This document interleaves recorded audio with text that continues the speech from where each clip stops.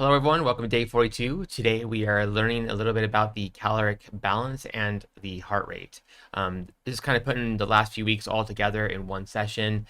This is for you, for training, so you know where you need to be, and this is how we can do it. And this is like the main overall. I'm not a nutritionist, I'm not a specialist in losing weight, but this is how I was taught and trained in how to maintain and keep my weight the way I want it and make sure I have enough energy to compete at a high level in soccer.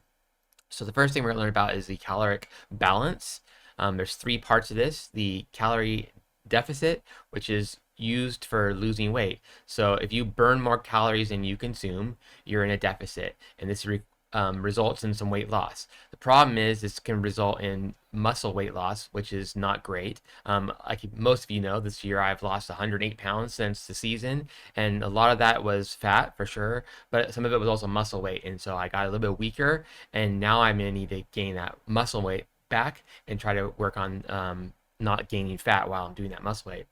The second one is the calorie maintenance. This is to maintain weight. So this is probably the best one for most athletes, and this is what you're trying to do. So you're trying to burn the same amount of calories as you consume, all right? So this keeps you at a nice maintained weight, and that's why it's important to write down what you eat and what you're doing for workouts so you don't go into a weight loss deficit if that's what you're not trying to do. And there's a calorie surplus, which is to gain weight. So again, this is muscle or fat. So if you're trying to gain muscle weight, you're going to have to consume more calories than you burn. All right. So you can't just gain muscle if you don't have enough calorie intake there, energy there to do that. Also, I like to do a surplus 2 days leading up to a game, so I'm at an energy surplus. So that's the first part, is learning about the calorie balance. The second part of today is VO2 max. It's the maximal oxygen uptake that your body has. Okay, so I add this as a kind of like a side note.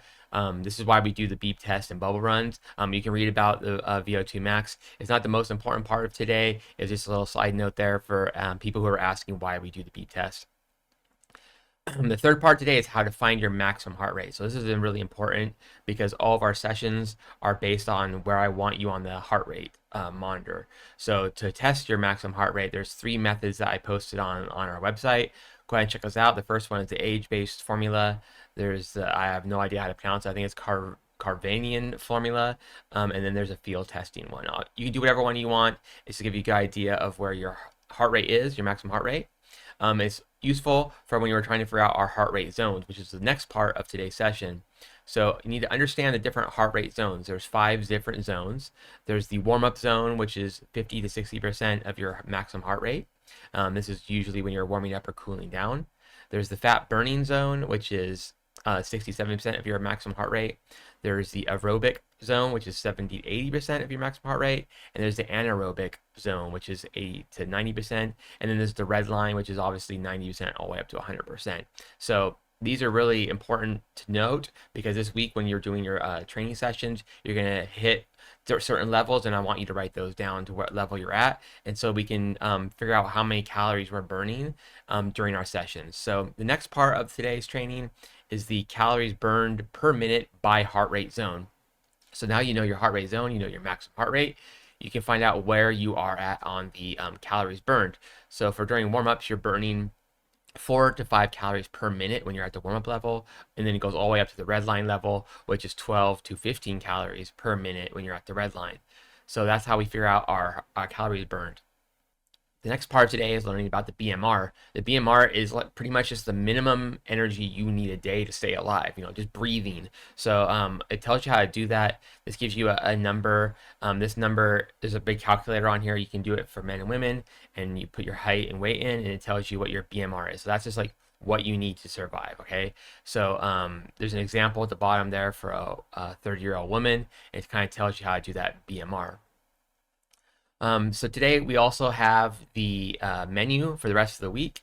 I know last week not many of you could actually do that menu, but it'll just like give you an idea of how many calories you could do in intake. So do your journal entry for today. I know there's a lot of information to consume in here, but throughout the week we're going to be doing different journal entries each day. That should help you understand why we're doing this and why we're learning about the BMR and our different zones. Okay.